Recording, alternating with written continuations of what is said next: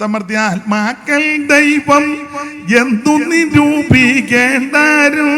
ചത്തമർത്യാത്മാക്കൾ ദൈവം എന്നു നിരൂപിക്കേണ്ടാരും. ചത്തമർത്യാത്മാക്കൾ ദൈവം എന്നു നിരൂപിക്കേണ്ടാരും.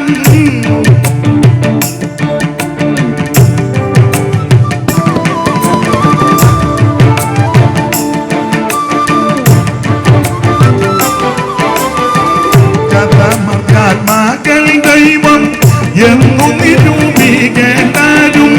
100 ദൈവങ്ങൾ സത്യദൈവമൊന്നേയുള്ളൂ. 100 ദൈവങ്ങൾ സത്യദൈവമൊന്നേയുള്ളൂ. ഏക സത്യദൈവമേയുള്ളൂ. ഏക സത്യദൈവമേയുള്ളൂ. ഭൂവാസികളെ ഏക സത്യദൈവമേയുള്ളൂ. സ്പർശിപ്പാൻ അസാധ്യനായി, ദർശിപ്പാൻ പ്രത്യക്ഷനായി. സ്പർശിപ്പാൻ അസാധ്യനായി, ദർശിപ്പാൻ പ്രത്യക്ഷനായി. സർവരൂപികൾക്കാരൂപി, ഉർവിയിൽ തുല്യനില്ലാത്തോൻ. സർവരൂപികൾക്കാരൂപി, ഉർവിയിൽ തുല്യനിൽ. ഓ ഏക സത്യദൈവമേയുള്ളൂ. ഭൂവാസികളെ ഏക സത്യദൈവമേയുള്ളൂ. ഭൂവാസികളെ ഏക സത്യദൈവമേയുള്ളൂ. കരമുയർത്തി ഈ ദൈവത്തെ മഹത്വപ്പെടാതെ ഒരു ദൈവം ഉള്ളുക. അത് ശ്രീനാരായണ ഗുരു അവർകൾ വളരെ ക്ലിപ്തമായിട്ട് പറഞ്ഞ നല്ല മനുഷ്യനെ വളരെ സ്പഷ്ടമായിട്ട് അദ്ദേഹം പറഞ്ഞു. ഒരു ജാതി, ഒരു മതം, അങ്ങേർക്ക് അറിവുള്ള മനുഷ്യന് ഒരു ദൈവം. ആ ദൈവം ക്രിസ്ത്യാനികളുടെ മാത്രം ദൈവമല്ല, മുസ്ലിങ്ങളുടെ മാത്രം ദൈവമല്ല, ഹൈന്ദവന്റെ മാത്രം ദൈവമല്ല, ബുദ്ധന്റെയും ജൈനന്റെയും പാഴ്സികളുടെ മാത്രമല്ല. ആ ദൈവം സകല മനുഷ്യന്റെ ദൈവമാണ്. മനുഷ്യനായി കൊന്ത്രാക്കളിയെല്ലാം ഒപ്പിച്ചു വെച്ചത്. ഇത് ഞങ്ങളുടെ ദൈവം, അത് അവരുടെ ദൈവം, അത് അങ്കച്ചൻ്റെ ദൈവം, ഇത് ആറാമ്മയുടെ ദൈവം, ആറാമ്മയും പിന്നെ ദൈവം കളിക്കുക. നല്ല കാശുമാണ്. പെണ്ണുങ്ങൾ ദൈവം കളിച്ചാലാ കാശ് കൂടുന്നത്. ആണുങ്ങൾക്ക് അത്രയും ഇല്ല. അതാ പെണ്ണുങ്ങൾക്ക് അതിൻ്റെ മൂച്ച്. ആ ഉടുത്തൊരുങ്ങി ഒരു വരവൊക്കെ വന്ന് കഴിയുമ്പം ചുമ്മാ നിൽക്കുന്നതിനും തള്ളയ്ക്ക് കാശ് എറിഞ്ഞു കൊടുക്കും. നമ്മളെ എന്നാ ഇങ്ങനെ ദൈവം കളിച്ചാൽ ഈയിടെ ഒരു ദൈവത്തിൻ്റെ പേരാ ബാബു. അയ്യോ, ഒരു പേരൊരു സുഖമില്ല, ബാബു. ഒരു സുഖം കേൾക്കുമ്പോൾ ഒരു ആരാ ദൈവം, പേരെന്നാ ബാബു. ഓ, ഒരു സുഖം. ഒന്നേ പേര് മാറ്റണം, വലിയ ഒരു ചേർച്ചയില്ല. അടുത്ത കാലത്ത് കേട്ടു ദൈവം എന്ത് ചെയ്യുന്നത്, ദൈവത്തിന് കോവിഡാന്ന് പറഞ്ഞു. ഓ,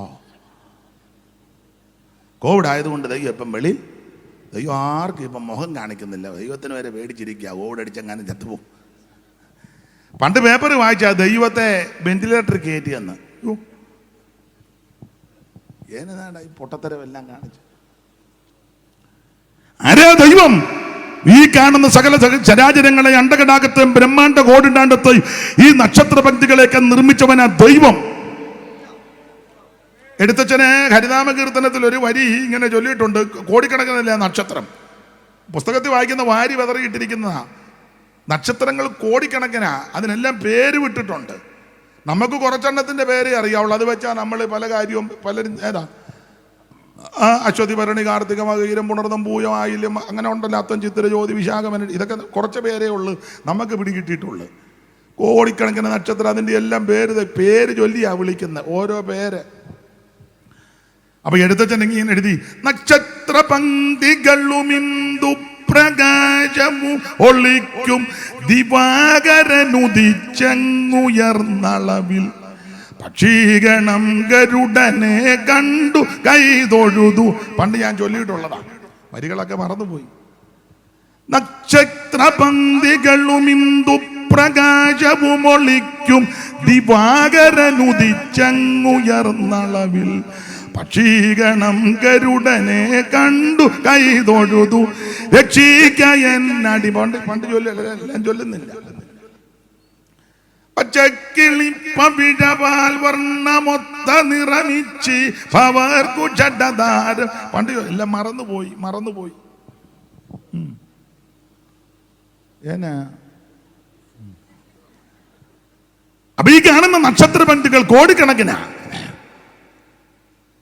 അല്ല, നല്ലൊരു വരിയുണ്ട്. ഒന്നായ നിന്നയിക രണ്ടെന്നു കണ്ടളവിലുണ്ടായൊരിണ്ടൽ ബദ മിണ്ടാവതല്ല മമ. പണ്ടേ കണക്കു വരുവാൻ കൃപാബലികൾ ഉണ്ടാകയെങ്കലിക. ഞാൻ ചൊല്ലിയിട്ടുള്ളതാ പണ്ട്. ഇപ്പൊ ഞാൻ മറന്നുപോയി. ഇത്രയും വർഷമായില്ലേ. അപ്പൊ ഈ നക്ഷത്ര കൂട്ടങ്ങൾ കോടിക്കണക്കിനാ. വേറെ പുസ്തകം പഠിപ്പിക്കുന്ന നക്ഷത്രങ്ങളെ വാരി വെതറി. അതിനെല്ലാം പേര് കിട്ടവനാ ദൈവം. ഈ കാണുന്ന അണ്ടകടാകത്തെ മുഴുവൻ നിർമ്മിച്ചവനാ ദൈവം. ഇല്ലേ? ബ്രഹ്മാണ്ടം കോടിനാണ്ടം പ്രകടിത ഘടകം തൽപലാണ്ടം തൃണാണ്ടം ഡമ്പണ്ടം എന്തോ അണ്ടകടാകം.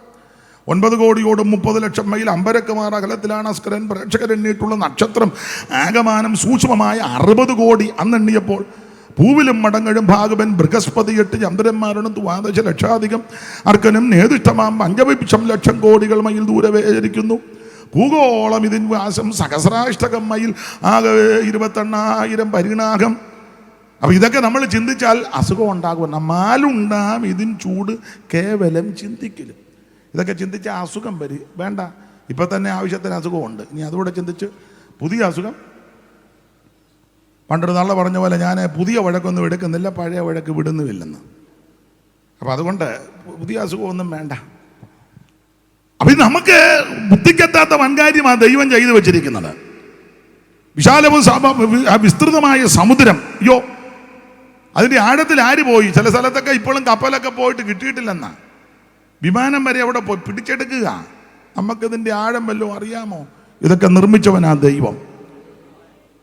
എത്രയോ ഗോളങ്ങളാ, ഭൂമിയേക്കാൾ വലിപ്പമുള്ള ഗോളങ്ങൾ. അതിനെ വിഴുങ്ങാൻ പറ്റുന്ന വേറെ ഗോളം, അതിനെ എല്ലാം വിഴുങ്ങുന്ന വേറെ ഗോളം. ഇതെല്ലാം നമ്മുടെ ദൈവം അത്ര അമ്പരത്തിൽ ഈ നിർമ്മല ഗോളങ്ങളെ സംസ്ഥാപിച്ചിരിക്കുന്നു. യോ, ദൈവമായി ഇതല്ല, ഇതാ ദൈവം. രാജമാതള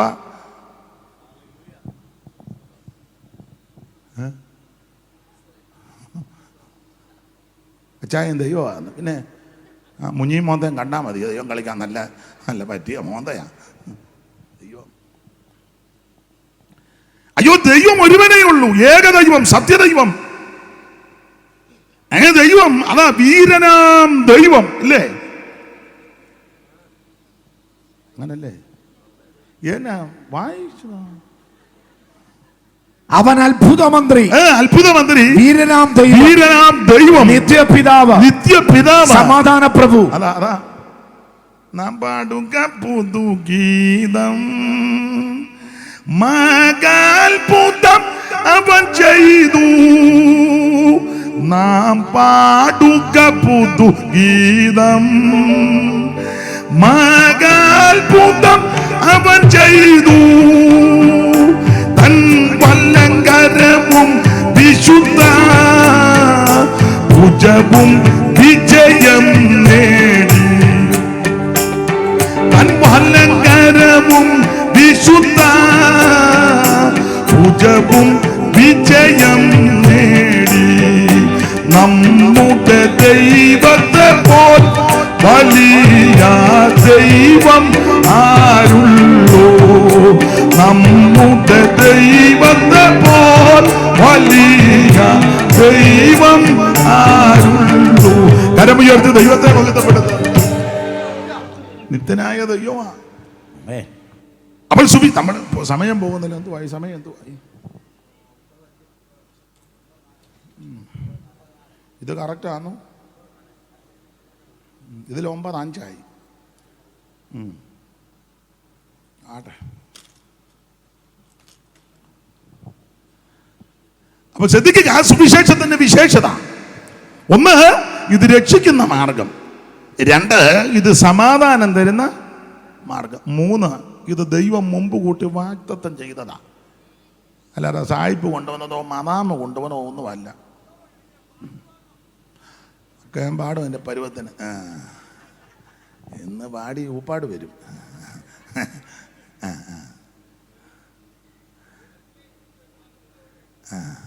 ഞാനോടൊന്ന് പറയട്ടെ. അപ്പൊ ശ്രദ്ധിച്ചേ, സുവിശേഷത്തിന്റെ മൂന്നാമത്തെ വിശേഷത ഇത് അവൻ ദൈവം മുൻപ് വാഗ്ദത്തം ചെയ്തതാ. ഇത് സായിപ്പും മദാമയും പണ്ടൊരുത്തം പറഞ്ഞു, ആണ്ടടാ ഒരു മദാമയും മദാപ്പനും പോകുന്നെന്ന്. ഞാൻ പ്രാസോപ്പിച്ച് പറഞ്ഞതാ, മദാമേ. അപ്പൊ കടമെടുത്ത് പറയും, ഇത് മദാമയും മദാപ്പനും കൊണ്ടുവന്നതല്ല, ഇത് സായിപ്പിൻ്റെ ഇറക്കുമതിയല്ല, ബ്രിട്ടീഷുകാരുടെ ഇറക്കുമതിയല്ല, ഇത് അവൻ മറ്റുള്ളവരുടെ ഇറക്കുമതിയല്ല, ഇത് ദൈവം തമ്പുരാൻ മുൻപ് കൂട്ടി വാഗ്ദത്തം ചെയ്തതാണ്. അത് നമ്മൾ അങ്ങ് പറയുന്നതേ ഉള്ളൂ. ഇത് ആരുടെ കുത്തകയല്ലെന്ന് സുവിശേഷം ദൈവത്തിൻ്റെതാണ്, ദൈവത്തിന് മകത്ത്. അപ്പോൾ ഈ സുവിശേഷം മുൻപ് കൂട്ടി വാഗ്ദത്തം ചെയ്തു. എന്താ വാഗ്ദത്തം ചെയ്തത്? എങ്ങനെ ജനിക്കും? കന്യകാസൂനുമായി. ആ ജനിക്കുന്ന ശിശുവിന്റെ വിശേഷത അത്ഭുതമന്ത്രി, വീരനാം ദൈവം, നിത്യപിതാവ്, സമാധാന പ്രഭു. ആ ശിശു ചെറുപ്പത്തിൽ എന്ത് കഴിക്കും? അതുകൊണ്ട് 14 വാക്യം വായിച്ചോ, 7:14, 7-ാം അധ്യായം 14, യെശയ്യാവ് പെട്ടെന്ന് വായി, 7:14. അതുകൊണ്ട് യഹോവ ഇസ്രായേലിൽ നിന്ന് 7:14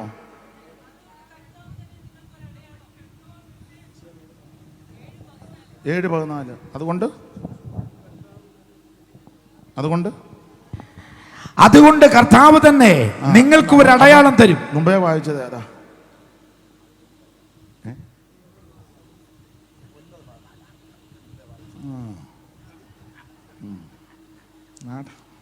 7:14 വായി. അതുകൊണ്ട് കർത്താവ് തന്നെ. ഇന്നലെ പോയ മോളെ ഞാൻ വിളിച്ചു കയറ്റും വേണേ. വായിച്ചോ. നിങ്ങൾക്കൊരു അടയാളം തരും. കന്യക ഗർഭിണിയായി ഒരു മകനെ പ്രസവിക്കും. അവൻ ഇമ്മാനുവേൽ എന്ന് പേർ വിളിക്കും. പിന്നെ തിന്മ തള്ളി നന്മ തെരഞ്ഞെടുപ്പാൻ പ്രായമാകുന്നത് വരെ, ശൈശവത്തിൽ ശിശു പ്രായമാകുന്നത് വരെ അവൻ തൈരും തേനും കൊണ്ട് ഉപജീവിക്കും. അത് എഴുതി ഇത് വാഗ്ദത്തം ചെയ്തതാ. എല്ലാം വിവരിക്കുന്നില്ല. ഏത് കുടുംബത്തിൽ നിന്നായിരിക്കും ജനിക്കുന്നത്? 11:1, യെശയ്യാവ് 11:1. ഇതെല്ലാം മുമ്പ് വാഗ്ദത്തം ചെയ്തതാ. എന്നാൽ ഇശായിയുടെ കുറ്റിയിൽ നിന്ന് ഒരു മുള പൊട്ടി പുറപ്പെടും. അവിടുന്നാ വരുന്നത്, ആ കുടുംബത്തിൽ നിന്നാ വരുന്നത്. ഇശായിയുടെ കുറ്റി, ഇശായിയുടെ കുറ്റിയിൽ നിന്ന് എന്ന് പറഞ്ഞാൽ ഇശായിയുടെ കുടുംബത്തിൽ നിന്ന്. ഇശായിയുടെ കുടുംബം ഏതാ? ഇശായിയുടെ കുടുംബം ഏതാന്ന്?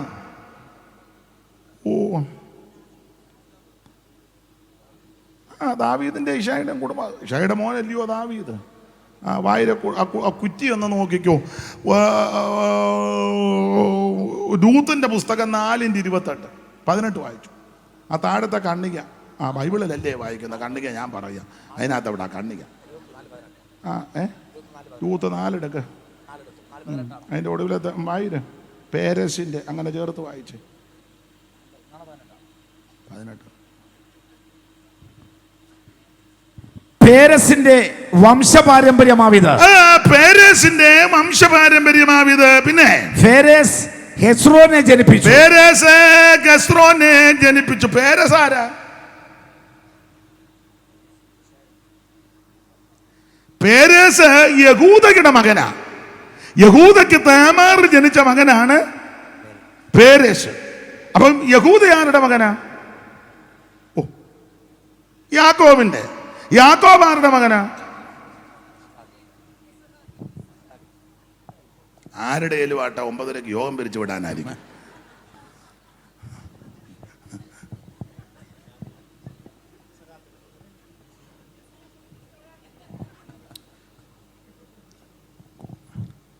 ഉൽപ്പത്തി മുതൽ ഇങ്ങോട്ട് പഠിക്കുമ്പോൾ ആനാം, ശേത്ത്, ഏനോഷ്, കേനാൻ, മഹലേൽ, യാരദ്, മധൂശലേഖ്, ഹാനോക്ക്, മധൂശലേഖ്, ലാമക്ക്, നോഹ.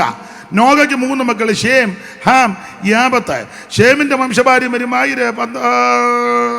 ഉൽപ്പത്തി പുസ്തകം 11:10-12 വായിരേ. ഷേമിന്റെ വംശപാരം വായിക്കും, പെട്ടെന്ന് വായിക്കും, സമയം പോകുന്നു. അർപ്പക്ഷാദിന് ഷേമിന്റെ 12-ാം വാക്യം വായിച്ചേ. 11:12.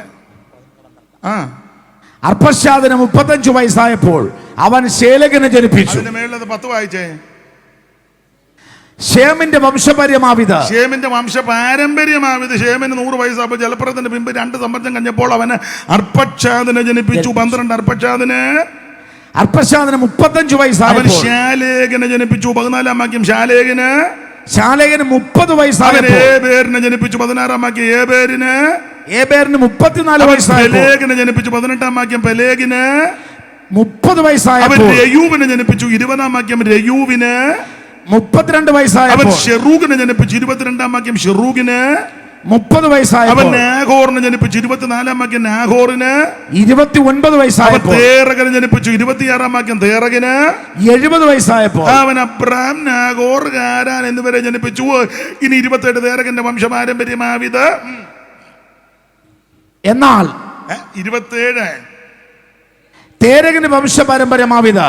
തേരക് അബ്രഹാമിനെയും നാഹോറിനെയും ഒന്നുകൂടെ വായിച്ചേ. തേരകിന്റെ വംശപാരമ്പര്യമാവിത്. ആയിക്കോട്ടെ, അടുത്തത് തേരക് അബ്രഹാമിനെയും നന്നായിട്ട് വായിച്ചേ.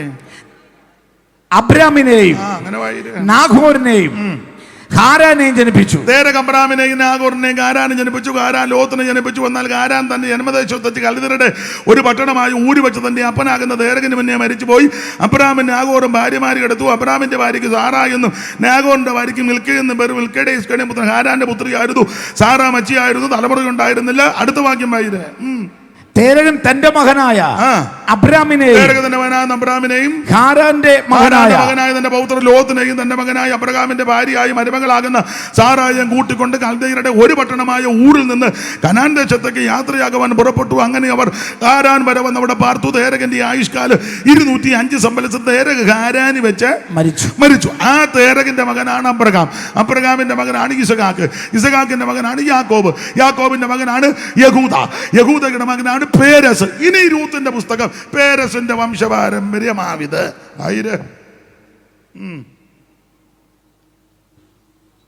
പേരസിന്റെ വംശപാരമ്പര്യമാവിത്.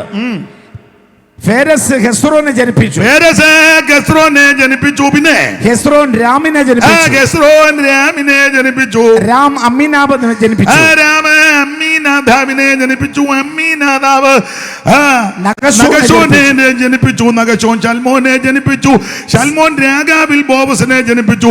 ബോബസ് ഓബേദിനെ ജനിപ്പിച്ചു. ഓബേദ് ഇശായിയെ ജനിപ്പിച്ചു. ഇശായി അപ്പൊ ഇശായിയുടെ കുത്തിന്നായി ചെറുക്കം വരുന്നത്.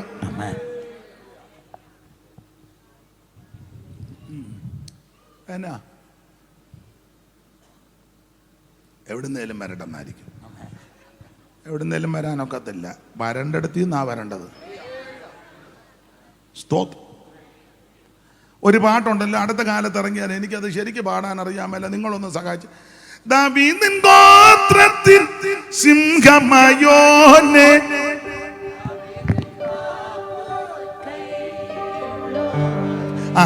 ഞങ്ങളെ ഒക്കുന്നില്ല. ഏതാ പിച്ച്. അപ്പം നിങ്ങളങ്ങ് പാട്. ഞാൻ ഇച്ചിരി നേരം ഇരിക്കട്ടെ, കാല് വേദനിക്കുന്നു.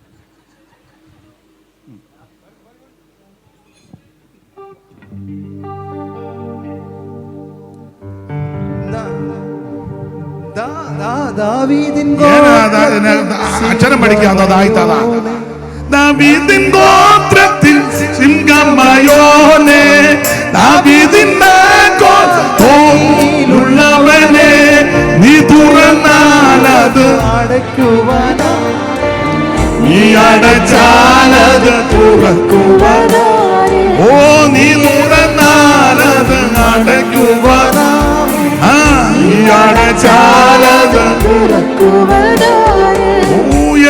നക്ഷത്രം വലങ്കയിൽ പിടിച്ചു, ഏറെ രാജാവോടി ശിരസതിൽ വഹിച്ചു. വിളപ്പുകളതിൻ നടുവിൽ എഴുന്നള്ളി വന്നോരേ. നക്ഷത്രം വലങ്കയിൽ പിടിച്ചു, ഏറെ രാജാവോടി ശിരസതിൽ വഹിച്ചു. വിളപ്പുകളതിൻ നടുവിൽ എഴുന്നള്ളി വന്നോരേ. ദൈവത്തെ മഹത്വപ്പെടുന്നത്. അപ്പോൾ ഇത് ദാവീദ് ഇശായിയുടെ കുത്തിയെന്ന ഈ ജനനം നടക്കുന്നത്. അത് ദൈവം മാറ്റത്തെ ചെയ്തതാ. എങ്ങനെ? യഹൂദയോട് ദൈവം പറഞ്ഞല്ലോ, നിന്റെ കുടുംബത്തിൽ നിന്നാ വരുന്നെന്നൊരു രാജാവ്.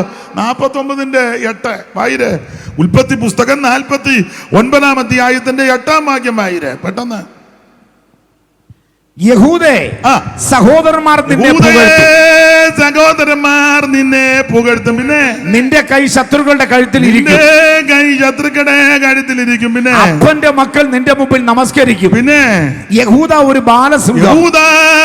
ഒരു ബാലസിംഹം. പിന്നെ മകനെ നീ ഇരപിടിച്ചു കയറിയിരിക്കുന്നു. അടുത്തത് അവൻ കുനിഞ്ഞ് സിംഹം പോലെയും സിംഹി പോലെയും പതുങ്ങിക്കിടക്കുന്നു. അടുത്തത് അവർ അവനെ എഴുന്നേൽപ്പിക്കും. ആരവനെ എഴുന്നേൽപ്പിക്കും? അവകാശമുള്ളവൻ വരുവോളം ചെങ്കോൽ യഹൂദ. അവകാശമുള്ളവൻ വരുവോളം. അപ്പോൾ ഈ കുടുംബത്തിൽ നിന്ന്, ഈ ഗോത്രത്തിൽ നിന്ന്, ഈ ഭവനത്തിൽ നിന്ന് അവകാശമുള്ളവൻ വരുന്നത്. അതായത് സുവിശേഷം മുൻപ് കൂട്ടി വാഗ്ദത്തം ചെയ്തതാ, അല്ലാതെ അടുത്ത കാലത്ത് വന്നുവല്ല ഒപ്പിച്ചതല്ലെന്നായി പറഞ്ഞത്. നേരത്തെ എല്ലാം വാഗ്ദത്തം ചെയ്ത് വെച്ചിരിക്കുക. എങ്ങനെ ജനിക്കും, എവിടെ ജനിക്കും, അതും വാഗ്ദത്തമാണ്. എവിടെയെങ്കിലും ജനിക്കുന്നെന്നും പറഞ്ഞാണോ? ഇപ്പൊ അങ്ങനെ എവിടെയെങ്കിലും ജനിക്കുന്ന ഉണ്ണി പറന്നെന്നും പറഞ്ഞു വരുന്നില്ലേ? ഉണ്ണി പറന്ന് എവിടെയെങ്കിലും അല്ല ജനിക്കുന്നത്. ജനിക്കേണ്ട സ്ഥലം വരെ കൃത്യം. വായിച്ച മീക 5:2 എവിടാ ജനിക്കുന്നതൊക്കെ കൃത്യമാ, മുമ്പ് കൂട്ടി വാഗ്ദത്തം ചെയ്തതാ. മീക 5:2.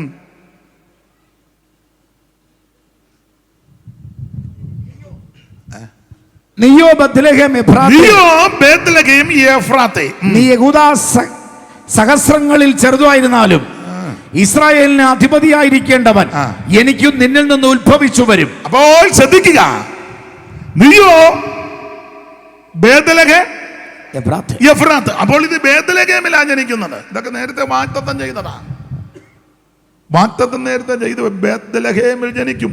മത്തായി 2:1 പെട്ടെന്ന് വായിച്ചു. മത്തായി 2:1.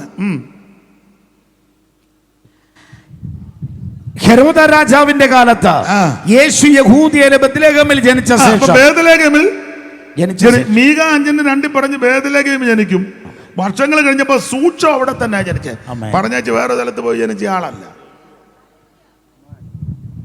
ബേത്ലഹേം പട്ടണത്തിൽ ജാതനെ, ബേത്ലഹേം പട്ടണത്തിൽ ജാതനെ, ബേത്ലഹേം പട്ടണത്തിൽ ജാതനെ.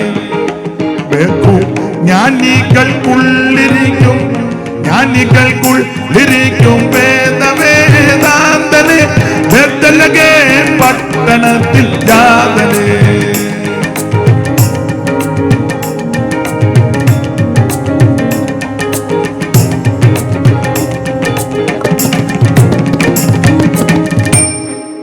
ബേത്ലഹേം പട്ടണത്തിൽ ജാതനെ. ജ്ഞാനികൾക്കുള്ളിരിക്കും, ജ്ഞാനികൾക്കുള്ളിരിക്കും വേദവേദാന്തനെ. ബേത്ലഹേം പട്ടണത്തിൽ ജാതനെ. കന്നി മരിയ പെറ്റ പൈതലേ,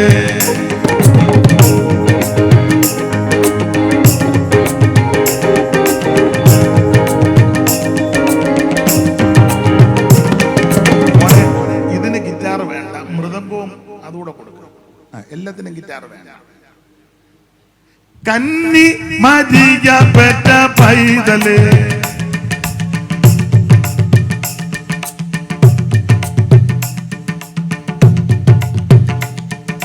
കന്നി മരിയ പെറ്റ. ഹാർമോണിയം കൊടുക്കണം. ഇതിപ്പം പണ്ടൊരാള് പറഞ്ഞ പോലെ സിനിമാ കൊട്ടക മണിയം വേണം, അഭിനയിച്ചും കാണിക്കണമെന്ന് പറഞ്ഞ പോലെ ഞാനങ്ങ് പറയുമ്പോൾ നിങ്ങൾ അങ്ങനെ പരുവത്തിന് ചെയ്യണം. അറിയാമല്ലോ, നിങ്ങൾക്കെല്ലാം അറിയാം. കന്നി മരിയ പെറ്റ പൈതലേ, കന്നി മരിയ പെറ്റ പൈതലേ. എന്നും സ്തുതിപ്പവർക്ക്, എന്നും സ്തുതിപ്പവർക്ക് ഭയമേകും കാതലേ. ബേത്ലഹേം പട്ടണത്തിൽ ജാതനെ, ബേത്ലഹേം പട്ടണത്തിൽ ജാതനെ.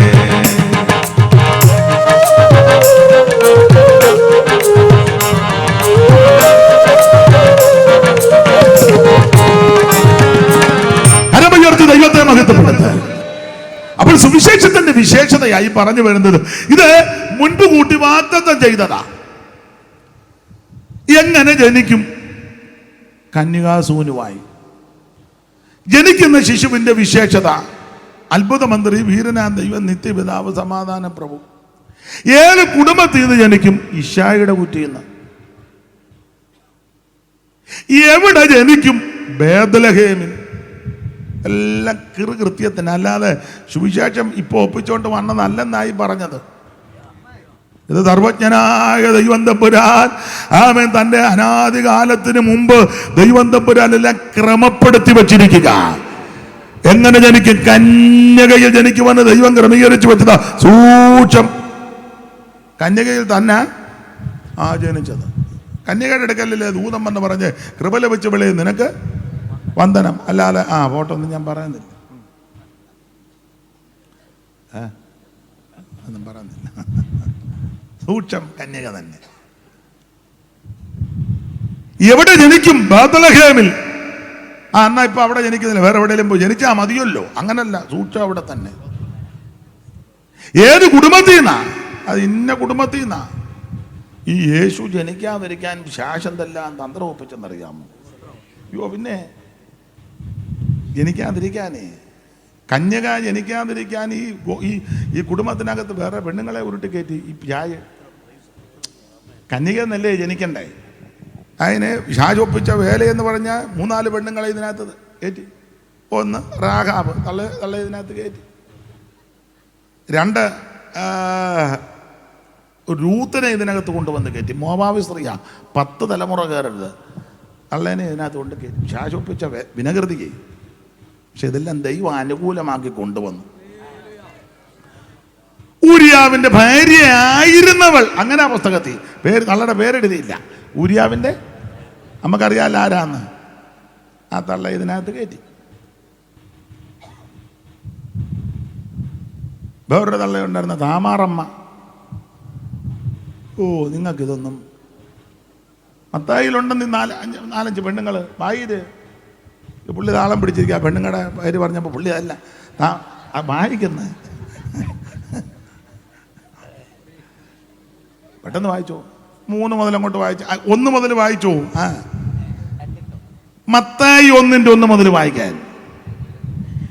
അബ്രഹാമിന്റെ പുത്രനായ ദാവീദിന്റെ പുത്രനായ യേശുക്രിസ്തുവിന്റെ വംശാവലി. അബ്രഹാമിന്റെ പുത്രനായ ദാവീദിന്റെ പുത്രനായ യേശുക്രിസ്തുവിന്റെ വംശാവലി. വംശാവലിക്കകത്ത് പെണ്ണുങ്ങളെ എല്ലാം കൂടെ കയറ്റി. അബ്രഹാം ഇസ്ഹാക്കിന് കന്യകയിൽ നിന്ന് ജനിക്കാതിരിക്കാൻ വാഗ്ദത്തം ചെയ്തത് കന്യക ഗർഭിണിയാകുമെന്നല്ലേ? അതിനായി പെണ്ണുങ്ങളെ ഇതിനകത്ത് കയറ്റിച്ച് ദൈവം അതെല്ലാം നന്മയ്ക്കാക്കി കൊണ്ടുവന്നു. അബ്രഹാമിന്റെ പുത്രനായ യേശുക്രിസ്തുവിന്റെ, അബ്രഹാമിന്റെ പുത്രനായി ദാവീദിന്റെ പുത്രനായി യേശുക്രിസ്തുവിന്റെ വംശാവലി.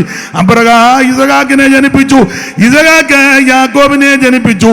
യാക്കോബ് യഹൂദയെയും അവന്റെ സഹോദരന്മാരെയും ജനിപ്പിച്ചു.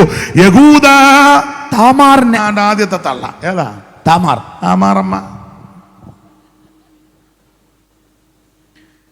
പരേസിനെയും അവിടെ നിൽക്കുന്ന തള്ളയെ പറ്റി പറയട്ടെ. അള്ള ഇതിനകത്ത് കൊണ്ട് കയറ്റി. അള്ള വഴിയരികെ ഇരിക്കുകയായിരുന്നു. പുള്ളി യോഗമെല്ലാം കഴിഞ്ഞ് വരുമ്പോൾ തള്ള പതുക്കെ മമ്മി അയ്യോ ഉള്ള കാര്യമായി പറഞ്ഞു. പുള്ളി ശുശ്രൂഷയെല്ലാം കഴിഞ്ഞ് വന്നപ്പോൾ തള്ള സ്തോത്രമൊക്കെ പറഞ്ഞ് അവിടെ പമ്മി ഇരുന്നു. അറിയാമല്ലോ 8:14 വായിച്ച് 38:14 ഉൽപ്പത്തി 38:14. ഞാനിതൊന്നും പ്രസംഗിക്കാൻ വന്നതല്ല, അങ്ങ് കയറി പോവുക വചനമല്ലേ. 38:14 ശേല പ്രാപ്തിയായിട്ടും തന്നെ അവന് ഭാര്യയായി കൊടുത്തില്ല എന്ന് കണ്ടിട്ട് അവൾ വൈദവ്യ വസ്ത്രം മാറ്റിവെച്ച അവിടെ വേറെ മുമ്പേ വായിച്ച താമാറ് ഒരു മൂടുപടം മൂടി പുതച്ച. അതാ ഞാൻ പറഞ്ഞ ഇങ്ങനെ ഇരുന്നെന്ന് നിങ്ങളോടത്ത് ഞാൻ ഒപ്പിച്ചതാണോ? തിന്മാക്കി പോകുന്ന തിമ്മിനാക്കി പോകുന്ന വഴിക്കുള്ള എനായി പട്ടണത്തിൽ ഗോപുരത്തിലിരുന്നു. ഉൽപ്പത്തി പുസ്തകം 38 പഠിക്കുമ്പോൾ യഹൂദ അക്കാലത്ത് സഹോദരന്മാരെ വിട്ടു പുറപ്പെട്ടെന്ന അല്ലേ? 38:1 അക്കാലത്ത് യഹൂദ തന്റെ സഹോദരന്മാരെ വിട്ട് സഹോദരന്മാരെ വിട്ടെന്ന്. ഈ കൂട്ടം വിട്ടു നടക്കുന്നവന് സ്വേച്ഛത അന്വേഷിക്കും. യഹൂദ വിട്ടുപോയി. അക്കാലത്ത് യഹൂദാവിന്റെ സഹോദരന്മാരെ വിട്ടുപുറപ്പെട്ട് ഹീരാം എന്ന് പേരുള്ള അദുല്യാമിന്റെ അടുക്ക ചെന്ന് ശൂവ എന്ന് പേരുള്ള ഒരുത്തന്റെ മോളെ കെട്ടി. അവക്ക് താമാറ. അപ്പൊ ഇവളെ മൂത്ത മകൻ ഏറെ കെട്ടി. അവനങ്ങ് ചത്തുപോയി. അപ്പൊ അവന്റെ അനിയൻ ദേവരധർമ്മം അനുസരിക്കാൻ അവന്റെ അനിയൻ ഓനാൻ അവനും ചത്തു. പിന്നെയുള്ളവനാ ശേല. അവനന്ന് പ്രായമായില്ല. അവനിങ്ങനെ മൊബൈലിൽ കളിച്ച് കിടക്കുന്നതല്ലാതെ ഇവന് പ്രായമായില്ല. അവനിങ്ങനെ ഹായ് ചാറ്റുമൊക്കെ ചെയ്യുമെന്നുള്ളൂ. അവന് പ്രായമായില്ല, എന്നാലും അവൻ്റെ കയ്യിലുണ്ടൊരു മൊബൈല്. ഹായ് സൂസ് ഉണ്ടെന്ന് ഇതിനകത്തൊക്കെ കാണും. പിന്നെ ഇടയ്ക്കിടയ്ക്ക് അവൻ നോക്കുന്നു. പിന്നെ വരാന്ന് യോഗത്തിനിരിക്കുന്നു. പിന്നെ അവന് താമാറ് വിളിക്കുന്നുണ്ടതാ. അപ്പൊ ഇവന് ഇതെല്ലാം വെച്ച് ഇങ്ങനെ പരുവക്കേടി പോവുക. ദൈവത്തിന് മഹത്വം. അപ്പോൾ താമാറ് ഈ ശേലയ്ക്ക് വിവാഹം കഴിക്കാൻ യഹൂദ ഉടമ്പടി ചെയ്തു. ഉടമ്പടി ചെയ്ത് യഹൂദ തെറ്റിച്ചു. ശേല പ്രാപ്തിയായിട്ടും അതാ 38:14 വായിച്ച ശേല വായിര്. ശേല പ്രാപ്തിയായിട്ടും തന്നെ അവന് ഭാര്യയായി കൊടുത്തില്ല എന്ന് കണ്ടിട്ട് അവള് വൈദവ്യ വസ്ത്രം മാറ്റിവെച്ച് ഒരു മൂടുപടമെല്ലാം കൂടെ പൊതച്ച് പോകുന്ന വഴിയരികെ ഈ പട്ടണത്തിന്റെ ഗോപുരത്തിന്റെ വാതിൽക്കൽ പമ്മിയിരുന്നു. യഹൂദ ആടുകളുടെ രോമമെല്ലാം കത്തിരിച്ച ചടങ്ങ് കഴിഞ്ഞ് മടങ്ങി വരുമ്പോൾ സ്ത്രീ പതിയിരുന്ന് യഹൂദയെ ചതിച്ചു വഞ്ചിച്ചു. ഇവനുമായിട്ട് കൽപ്പനാലംഘനത്തിൽ അകപ്പെടുവാൻ പദ്ധതി കിട്ടപ്പോൾ അവൾ പറഞ്ഞു, നീ എനിക്ക് ആടുകളെ തരാൻ പറഞ്ഞു. അപ്പൊ പറഞ്ഞ ആടില്ല. അന്ന് പണയം തരാൻ പറഞ്ഞു. ഭാഗം വായിക്കുമ്പോൾ പണയം. അപ്പോൾ യഹൂദ 3 സാധനങ്ങൾ പണയം കൊടുത്തു. മോതിരച്ചരട്, മുദ്രമോതിരം, വടി. ഇത് 3 പണയം കൊടുത്ത് ഈ സ്ത്രീയുമായിട്ട് കൽപ്പനാലംഘനത്തിൽ അകപ്പെട്ടു. തന്നിമിത്തം ഈ താമാറ് അമ്മാവിയപ്പനാകുന്ന അവൻ യഹൂദയാൽ ഗർഭവതിയായി അങ്ങനെ പിറന്ന സന്തതിയാണ് പേരസും സേരകും. ഇതിനകത്ത് കളവൊപ്പിച്ചു പിശാച്. എന്തിനാണെന്നറിയാമോ? യേശു ജനിക്കാതിരിക്കാൻ. കാരണം യെശയ്യാ പ്രവചനം 7-ാം അധ്യായത്തിന്റെ 14 അവൻ കന്യക ഗർഭിണിയാകുമെന്ന. 33-ാം അധ്യായത്തിൽ ദൂത് പറഞ്ഞത് അവൻ സ്ത്രീയുടെ സന്തതി. ആ സ്ത്രീയുടെ സന്തതിയായി പിറക്കാതിരിക്കാൻ പിശാച് അവൻ തന്ത്രം ഒപ്പിച്ചു. പക്ഷേ സാത്താന്റെ കെട്ടുകളെ അഴിപ്പാനാ ദൈവപുത്രൻ പ്രത്യക്ഷനായത്. ഞാൻ ഈ വിഷയം നിന്ന് പ്രസംഗിച്ചാൽ വെളുക്കോളം നിന്ന് ചിലപ്പോൾ പ്രസംഗിച്ചെന്ന് വരും. നിങ്ങൾ ചിലർ ഇരുന്നെന്നും വരും. പോകുമ്പോൾ നിങ്ങൾ പറയാം അയാളുടെ തൊഴിലാതാന്ന് പറയും. അയാൾ ഇന്നലത്തെ എൻ്റെ കേട് തീർത്തതാന്ന് പറയും. ദൈവത്തിന് മഹത്വം. അപ്പൊ 1-ാമത്തെ സ്ത്രീയെ താമാറിനെ ഇതിനകത്ത് കയറ്റി വിട്ടു. താമാർ അങ്ങോട്ട് പോയപ്പോൾ രൂത്തിനെ രാഘാവിനെ കയറ്റി വിട്ടു. ഇല്ലയോ? മത്തായി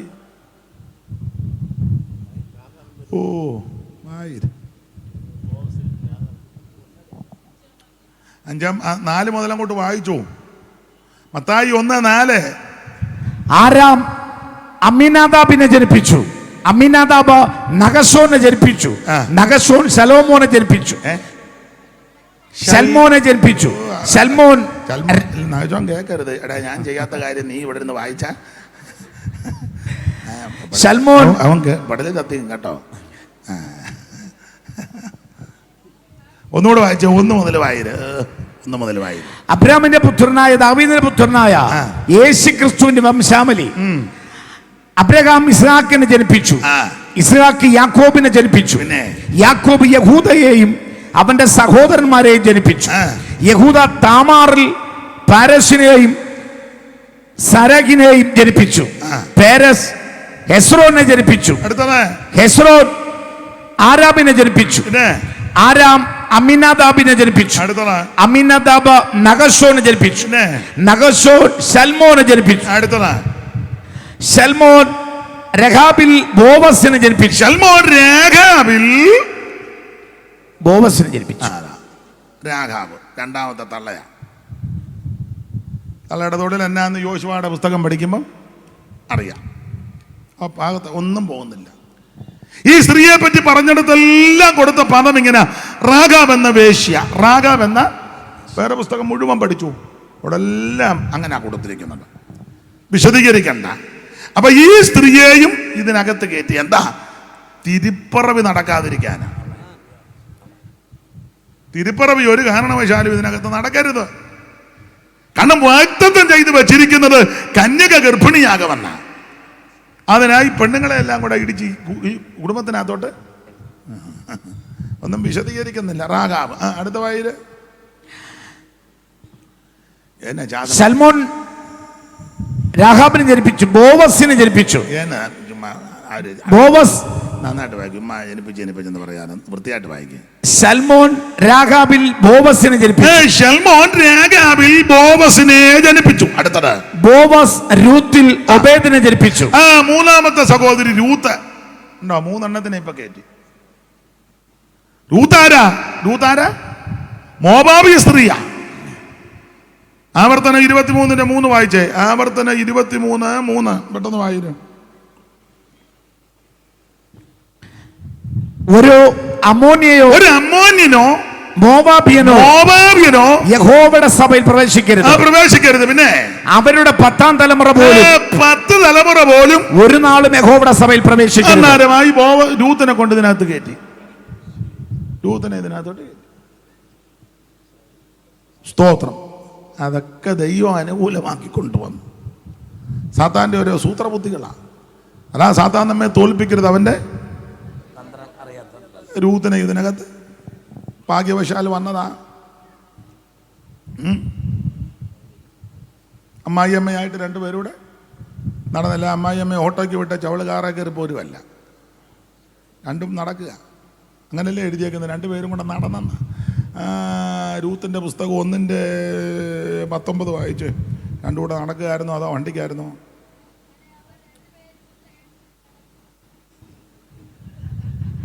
വായിക്കേ. രൂത്തിനോട് വലിയ താല്പര്യമില്ലെന്ന് തോന്നുന്നു. 1:19. അങ്ങനെ അവർ 2 പേരും ബത്ലഹേം വരെ നടന്ന്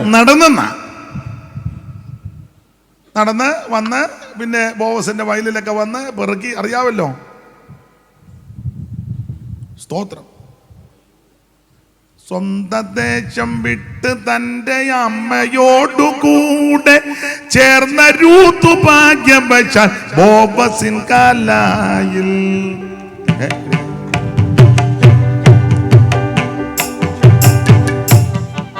സ്വന്തം ദേശം വിട്ട് തന്റെ അമ്മയോടുകൂടെ ചേർന്ന രൂത്ത് ഭാഗ്യവശാൽ ബോവസിൻ കാലായിൽ.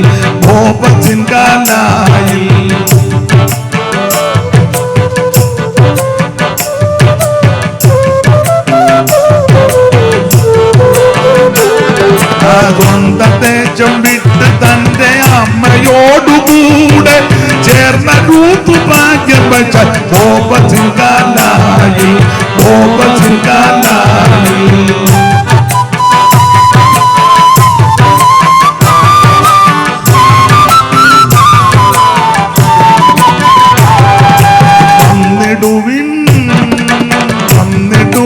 മാനവരെ ബോവസിൻ കാലായിൽ തൻ വയലിൽ വേല ചെയ്യും തഞ്ചനത്തിൻ കൂടെ.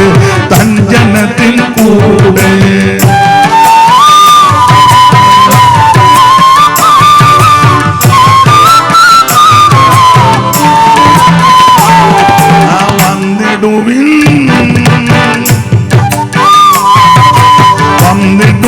മാനവരെ ബോവസിൻ കാലായിൽ തൻ വയലിൽ വേല ചെയ്യും തഞ്ചനത്തിൻ കൂടെ. ആ സ്വന്തം ദേശം വിട്ട് തന്റെ അമ്മയോടുകൂടെ ചേർന്ന രൂത്ത് ഭാഗ്യവശാൽ ബോവസിൻ കാലായിൽ.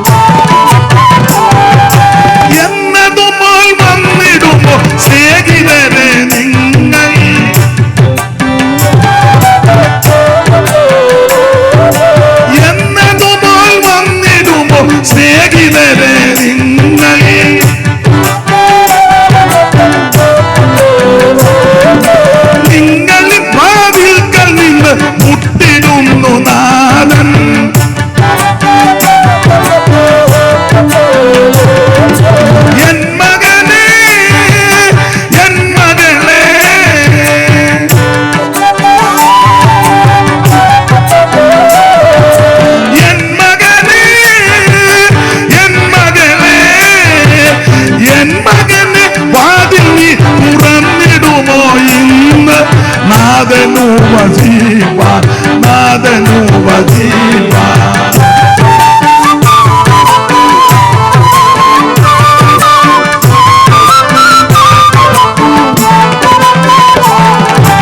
വന്നിടുവിൻ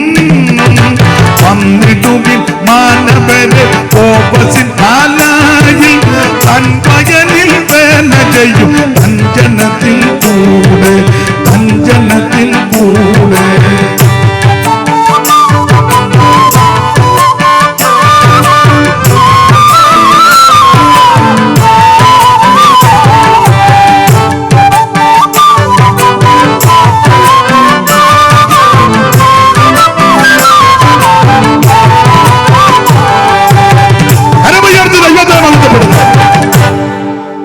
സമയം ഒത്തിരി പോയി, ഞാൻ അങ്ങ് നിർത്താം, മതി. ഇനിയും പിന്നെങ്ങാനും അവസരം കിട്ടുകയാന്നേ വിളിക്കുകയാന്നേ ഇതിൻ്റെ ബാക്കി അന്ന് പറയാം. ഞാൻ കർത്താവ് അനുവദിക്കുകയാന്നേ പിന്നീട്. ഇപ്പം തന്നെ ഇനിയും പറഞ്ഞാൽ ഞാനൊരു 4 മണിക്കൂറോടെ പറയാനുള്ളതുണ്ട്. തുടങ്ങിയതേ ഉള്ളൂ. 10 സുവിശേഷത്തിൻ്റെ 10 വിശേഷത പറയാനാ 3 വന്നതേ ഉള്ളൂ. അപ്പൊ ഈ സുവിശേഷത്തിന്റെ 3-ാമത്തെ വിശേഷത, ഇത് ദൈവം മുൻപ് വാഗ്ദത്തം ചെയ്തതാണ്. ഈ കുടുംബത്തിനകത്ത് കന്യകാസൂനുമായി വരാതിരിക്കുവാൻ, സ്ത്രീയുടെ സന്തതിയായി വരാതിരിക്കാൻ സാത്താൻ ഒപ്പിച്ച വിനകൃതിയ. ആദ്യം ഒരമ്മയെ കയറ്റിവിട്ടു, താമാറുകുട്ടി. രണ്ടാമതൊരു തള്ളയെ കയറ്റിവിട്ടു, ആരാ? രാഘാവമ്മയെ കയറ്റിവിട്ടു. 3-ാമത് ഇപ്പൊ കയറ്റിവിട്ടു, രൂത്തമ്മയെ കയറ്റിവിട്ടു. 4-ാമതൊരു തള്ളയും കൂടെ വന്നു. അത് വായിച്ച് അടുത്ത വാക്യം വായതോടെ, ഏതായാലും തള്ളയുടെ പേര് പറഞ്ഞതാ.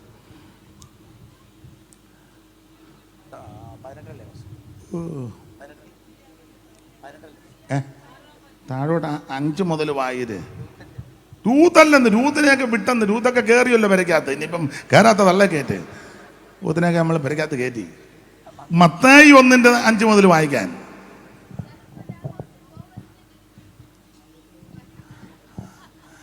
ശൽമോൻ രാഹാബിൽ ബോവസിനെ ജനിപ്പിച്ചു. പിന്നെ ബോവസ് രൂത്തിൽ ഒബേദിനെ ജനിപ്പിച്ചു. പിന്നെ ഒബേദ് ഇശായി ജനിപ്പിച്ചു. ഇശായി ദാവീദ് രാജാവിനെ ജനിപ്പിച്ചു. അടുത്തത് ദാവീദ് ഊരിയാവിന്റെ ഭാര്യയായിരുന്നവളിൽ ശലോമോനെ പേര് കൊടുത്തിട്ടില്ല. ഈ സ്ത്രീയെ കയറ്റി. ആരാ ഊരിയാവിന്റെ ഭാര്യ? ബത്ശേബ. 4 പെണ്ണുങ്ങളെ ഇതിനകത്ത് കയറ്റി. പെണ്ണുങ്ങളെ നോക്കിയാൽ എന്നാ നടക്കാത്ത? 2 പെണ്ണുങ്ങളല്ലയോ 2 മന്ത്രിസഭയ്ക്ക് നാശം ഉണ്ടാക്കി വെച്ചത്. ഒന്നും അറിയാൻ മേല. ഒരു തള്ളയാന്ന് ഞങ്ങൾ സാരിയും ചുറ്റി രാവിലെ ഇറങ്ങും. മറ്റേ തള്ള നിങ്ങൾക്കൊന്നും അറിയാൻ മേല. ആട്ടെ, ഇവിടെ 4 എണ്ണത്തിനെ ഇതിനകത്തോട്ട് കയറ്റി. താമാറ്, രാഹാബ്, രൂത്ത്, ബത്ശേബ. പക്ഷേ ഇതിനെയെല്ലാം കടത്തി വെട്ടി ഒരു കന്യകയെ ദൈവം ഒരുക്കി. അതാണ് നസറേത്തിലെ കന്യയാകുന്ന മറിയം. പിശാച് ധരിച്ചത് സ്ത്രീയുടെ സന്തതിയായി ഇവൻ വരാൻ ഞാൻ അനുവദിക്കത്തില്ല, കന്യകാ സൂനുവായി അവൻ അവതരിക്കുവാൻ ജനിക്കുവാൻ അനുവദിക്കത്തില്ല.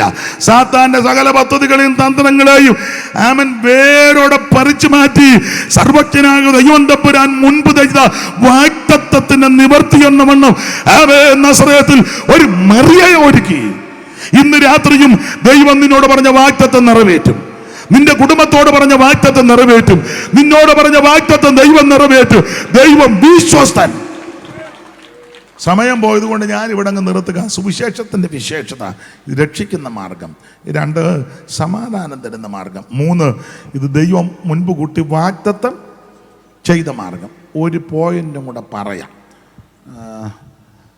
ഒരു 4 എന്നൊരു കണക്കിരിക്കട്ടെ. 4 സുവിശേഷവും 4 ദിക്കും ഇല്ലേ? അപ്പോൾ ഒരു 4 ഒരു കണക്കാണ്.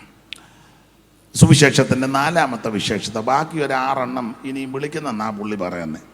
വിളിക്കുകയാണെങ്കിൽ അന്നേരം നടത്തിപ്പും നിയോഗമൊക്കെ ഉണ്ടെങ്കിൽ അന്നേരം സംസാരിക്കാം. സുവിശേഷത്തിൻ്റെ 4-ാമത്തെ വിശേഷത ഒന്ന് വായിച്ചേര്. അത് സുവിശേഷ വേലക്കാര് നല്ല ചടികടാന്ന് നിന്നോണം, കരഞ്ഞും കൂവിയും കുളിക്കാതെയും നനയ്ക്കാതെയും ചുമ്മാ ഒന്നും നടക്കരുത്. കാരണം ഈ സുവിശേഷത്തിൻ്റെ വിശേഷത ഇത് അഭിമാനമുള്ളതാണ്. അല്ല ചുമ്മാ അവിടെ എവിടെയും പോയി പമ്മിയിരിക്കുകയും മോന്തയും ആരൊക്കെ എന്തുകൊണ്ട് ഈ സുവിശേഷം അഭിമാനത്തിൻ്റെതാ. ഒരു വാക്യം എല്ലാം വചനത്തിൽ നിന്നാണ്, വചനത്തിലുണ്ടല്ലോ. റോമാലേഖനം 15-ാം അധ്യായത്തിന്റെ 21 വായിച്ച്. റോമർ 15:21. അവനെ കുറിച്ച് അറിവ് കിട്ടിയിട്ടില്ലാത്തവർ കാണും, കേട്ടിട്ടില്ലാത്തവർ ഗ്രഹിക്കും എന്നെഴുതിയിരിക്കുന്നത് പോലെ അത്രേ സുവിശേഷം അറിയിപ്പൻ അഭിമാനിക്കുന്നത്. അതാ ഇത് അഭിമാനത്തോടെ പറയണം. സുവിശേഷം അറിയിക്കുന്നത് അഭിമാനത്തോടാ. ഇത് എല്ലോടി ഒന്നു അഭിമാനം കെട്ട വർത്താനമാ പറയാൻ. യേശു രക്ഷിക്കും. ഓ അടുത്തത് അതുകൊണ്ട് അല്ല, അവര് പറയുന്നതാ യേശു രക്ഷിക്കും. ഉടനെ വീട്ടുകാരൻ ഉടനെ അടുത്തത് ഞങ്ങളെ ഒന്ന് രക്ഷിക്കുക. അവനോട് പറഞ്ഞ യേശു രക്ഷിക്കുവന്ന്. അന്ന് ചിപ്പറയെന്ന് പറഞ്ഞ ഞങ്ങളെയും കൂടെ ഒന്നും മനസ്സിലാകുന്നില്ലല്ലോ. ഇത് അഭിമാനത്തോടെ പറയണം. അതിന് സുവിശേഷം അഭിമാനമുള്ളതാണ്. യോഗ്യമായി ജീവിക്കുവാനും മാന്യമായി സംസാരിക്കുവാനും സമൂഹത്തിൽ നന്നായിട്ട് ഇടപെടാനും ഒക്കെ പഠിപ്പിച്ചത് സുവിശേഷമാണ്. സുവിശേഷം വന്നത് കൊണ്ടല്ലോ ഈ അഭിമാനം ഉണ്ടായത്. ഇത് അഭിമാനത്തിൻ്റെ. അതുകൊണ്ട് സുവിശേഷ വേലയാന്ന് പറയുന്നത് ലജ്ജിക്കുമൊന്നും ചെയ്യരുത്. ചിലർ ചോദിക്കല് എന്തോ എടുക്കുന്നു. ഇങ്ങനെ പ്രത്യേക ഇട്ടൊന്നുമില്ല, എന്നാലും ഇല്ല ഇങ്ങനെയൊക്കെ പോകും, ഒരു ജോലിയില്ലേ, ഒന്നുമില്ല, ഇങ്ങനെ പോകുന്നു. പിന്നെ ചോദിക്കുക എന്തുവാ? പിന്നിങ്ങനെ സുവിശേഷ വേലയൊക്കെ ഉണ്ട്. ഇങ്ങനെ അന്നോടാ പറയുന്ന സുവിശേഷ വേലയുണ്ടെന്ന് ചോദിക്കുക. എന്തുവാ ജോലി, എന്തോ ചെയ്യുന്നു? ഞാൻ സുവിശേഷ വേല ചെയ്യുക. അതല്ല, സന്തോഷത്തോടെ തൃപ്തിയോടെ അഭിമാനത്തോടെ പറയണം. ഇത് അഭിമാനത്തിൻ്റെ മാർഗമാണ്. ചിലത് ചുമ്മാ കരഞ്ഞു ബൈബിൾ സ്കൂളിൽ നിന്ന് പഠിച്ചിറങ്ങി കരഞ്ഞ് നടക്കുക. ചിലത് പറഞ്ഞ് ഞാൻ ഉണ്ണുണ്ണി സാറിൻ്റെ കാലത്ത് ഇറങ്ങി, എന്നോട് ആര് പറഞ്ഞ് ചാടി ഇറങ്ങാൻ? ചെല്ലു പറഞ്ഞ് എന്നെ അമ്മ നേർന്ന്, തള്ളയ്ക്ക് ഒരു ജോലിയില്ല, ചുമ്മാ അങ്ങ് നേരുകയായിരുന്നു. അവനെ നേർന്ന് ഇവനെ നേർന്ന്, അമ്മ നേർന്നുകൊണ്ട് ഇവൻ ഇറങ്ങി. ഇങ്ങനൊന്നും അല്ല സുവിശേഷം. ഇത് അഭിമാനമാണ്. ഈ പറയുന്ന കാര്യത്തിൽ നല്ല ഉറപ്പ് വേണ്ടേ? ചിലര് സുവിശേഷം പറയുന്നത് കേട്ടാ നമ്മൾ കേൾക്കുന്നവർക്ക് ഒരു വിശ്വാസം വരാതിന്. യേശു രക്ഷിക്കും, യേശുവാണ് രക്ഷ. കേൾക്കുന്നവന് പോലും ഞാനൊരു കാര്യം പറയാം, കേൾക്കുന്നവര് അധികം ഉൾക്കൊണ്ടില്ലെങ്കിലും കേൾക്കുമ്പം മനസ്സിലാകണം പറയുന്നവൻ വിശ്വസിച്ചവനാണ്. കേൾക്കുന്നവരെല്ലാവരും ഇത് ഏറ്റെടുക്കുകയല്ല, പക്ഷെ പറയുന്ന നീ അഭിമാനത്തോടെ പറയണം. യേശുക്രിസ്തു മാത്രമാണ് രക്ഷകൻ, മറ്റൊരുത്തനും രക്ഷയില്ല. അവൻ യേശു നിന്നെ രക്ഷിക്കും, യേശു നിന്നെ സൗഖ്യമാക്കും, യേശു നിന്നെ വിടുവിക്കും. ഇതൊക്കെ തീർത്ത് പറയണം. നിർത്തുക. ഇത് അഭിമാനത്തോടെ പറഞ്ഞോണം. അതുകൊണ്ട് നാളെ മുതൽ വേദപുസ്തകമൊക്കെ ആയിട്ട് പോകുമ്പോൾ അഭിമാനത്തോടെ പോകണം. അല്ലാതെ ആരെങ്കിലും കാണുമ്പോൾ പുസ്തകം എടുത്ത് മാറ്റി വെച്ചേച്ച് അഭിമാനത്തോടെ. കുടുംബത്തിലൊക്കെ ഓരോ കാര്യത്തിന് പോകുമ്പോൾ അഭിമാനത്തോടെ ഞാൻ ദൈവ പൈതലാണ്, അല്ല എൻ്റെ ഭാഷ ഞാൻ പെന്തിക്കോസുകാരനാണ്, തൻ്റെ ഇടത്തോടെ പറയണം. അല്ല പെന്തിക്കോസിലാണ്, ഇല്ല അങ്ങനെയൊന്നും, ഞാൻ എല്ലായിടത്തും പോകും. ഞാൻ എല്ലായിടത്തും അത് പൊക്കോ. പക്ഷേ തൻ്റെ ഇടത്തോടെ പറയണം ഞാനൊരു ദൈവ പൈതലാ, ഞാൻ രക്ഷിക്കപ്പെട്ടൊരു ദൈവ പൈതലാ, ഞാൻ സ്നാനപ്പെട്ടൊരു ദൈവ പൈതലാ, ഞാൻ അഭിഷേകം പ്രാപിച്ച ദൈവ പൈതലാ, ഞാൻ വേർപാട് പാലിക്കുന്ന ദൈവ പൈതലാ, ഞാൻ കർത്താവിന്റെ വരവിന് നോക്കിക്ക പാർക്കുന്ന ദൈവ പൈതലാ. എന്റെ രാജ്യം ഇവിടെയല്ല, എനിക്ക് വേണ്ടി ദൈവം ഒരു സ്ഥലമൊരുക്കുന്നുണ്ട്. ഇത് അഭിമാനത്തോടെ പറയണം.